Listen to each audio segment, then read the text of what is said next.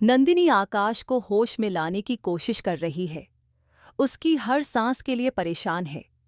विकास पानी लेकर आता है, लेकिन आकाश की हालत इतनी खराब हो चुकी है कि नंदिनी के लिए उसे इस हालत में देखना दिल दहला देने वाला होता है। नंदिनी घबराई हुई है और आकाश से बार बार कह रही है, आंखें खोलो आकाश। दादी माँ भी अपने लाडले पोते के लिए चिंतित हैं, जबकि फूली आकाश के करीब आकर नाटक कर रही है, जैसे कि उसे आकाश की बहुत परवाह हो। दादी माँ फूली को कहती हैं कि आकाश को मारने की कीमत उसे पूरी जिंदगी चुकानी पड़ेगी। वह उसे बद्दुआ देती हैं कि उसे आकाश का प्यार कभी नहीं मिलेगा।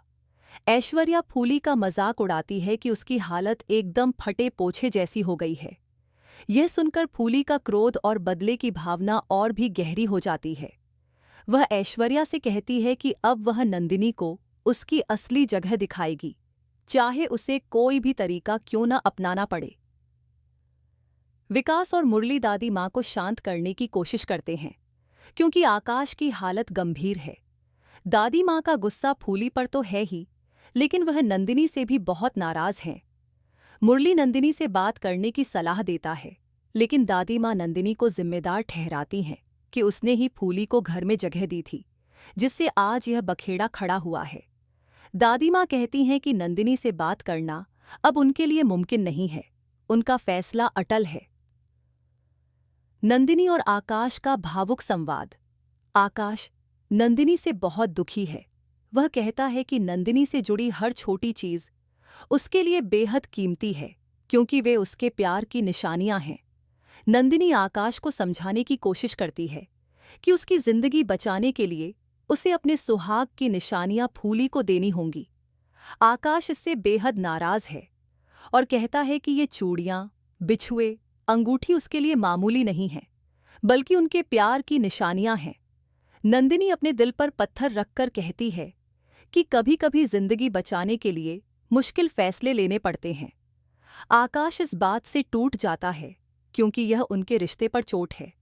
आकाश कहता है कि उसकी जिंदगी के लिए नंदिनी सब कुछ छोड़ रही है, लेकिन उनका रिश्ता कैसे बचेगा।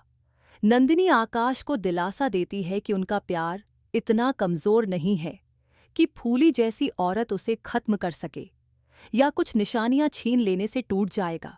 वह फूली को दिखाने का वादा करती है कि असली नंदिनी कौन है। आकाश और नंदिनी की शादी के समय आकाश ने उसे एक अंगूठी दी थी और वादा किया था कि वह उसे 7 जन्मों तक साथ रखेगा। यह अंगूठी उनके रिश्ते का प्रतीक है और आकाश के लिए इसे किसी और को देना बहुत बड़ा धक्का है। फूली खुश है कि उसे नंदिनी से पहली निशानी अंगूठी मिल गई है। वह अपने सपनों में खो जाती है कि जल्द ही आकाश सिर्फ उसका होगा। उसे पूरा विश्वास है दुआ गलत साबित होगी और वह आकाश का प्यार जीत लेगी। फूली ने दूसरी दवा की शीशी देने से पहले नंदिनी से सुहाग की दूसरी निशानी, बिछुए, की मांग की। नंदिनी जानती है कि बिछुए पति की लंबी उम्र का प्रतीक होते हैं और उन्हें हटाना अशुभ माना जाता है। वह फूली से कहती है कि वह बाजार से नए बिछुए ला सकती है, लेकिन फूली नंदिनी के बिछुए ही चाहती है।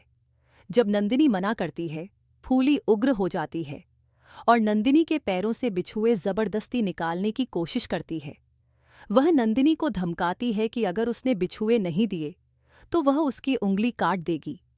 फूली पागलपन की हद तक जा चुकी है और उसे सिर्फ आकाश को पाने की धुन सवार है।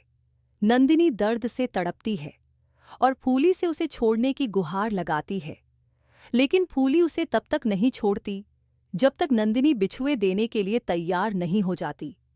फूली का पागलपन इस हद तक बढ़ गया है कि वह नंदिनी को मानसिक और शारीरिक रूप से प्रताड़ित करने से भी नहीं कतराती। आप अगर आकाश या नंदिनी की जगह पर होते तो क्या करते? कृपया कमेंट कीजिए।